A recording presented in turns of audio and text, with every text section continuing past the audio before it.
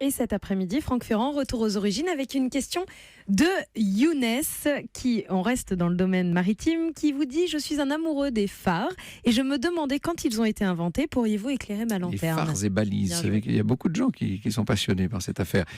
Quand on parle de phare, évidemment, on pense tout de suite au célèbre phare d'Alexandrie. D'ailleurs, le mot phare, ça vient du grec pharos, c'était un nom commun dérivé du nom d'une île qui était toute proche de la ville d'Alexandrie, cette île de Pharos, où au début du IIIe siècle avant notre ère, le roi Ptolémée Ier entame la construction d'une tour dont certains estiment la taille à environ 130 mètres de haut. C'était une des 7 merveilles du monde, bien entendu, cette tour de l'île de Pharos. Alors malgré ça, il ne faudrait pas imaginer ce phare aussi efficace que peuvent l'être nos phares modernes. La lumière qu'on était capable de faire dans une telle tour à l'époque pour avertir les navires, pour repérer les capitaines, était une lumière sans doute relativement faible. Ce phare est aussi un instrument de prestige, un symbole de la puissance égyptienne. Sa construction s'achève donc sous le règne de Ptolémée II Philadelphe, qui était le fils de Ptolémée Ier, ce général d'Alexandre, devenu pharaon d'Égypte. Ce phare guide les marins de manière sans doute discontinue pendant des siècles. Il a déjà été abîmé à plusieurs reprises. Il a été entièrement détruit, reconstruit, encore détruit par un séisme au début du XIVe siècle. Ce phare d'Alexandrie, c'est le plus célèbre, mais ce n'est pas le premier de l'histoire.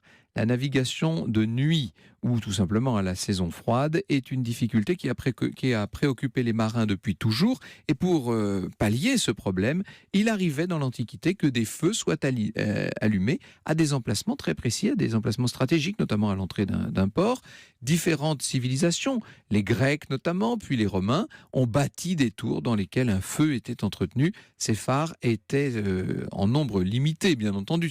Ça restait toujours des ouvrages exceptionnels. Alors à partir de la chute de l'Empire romain, les phares sont moins utilisés, comme bien, c'est pas évident.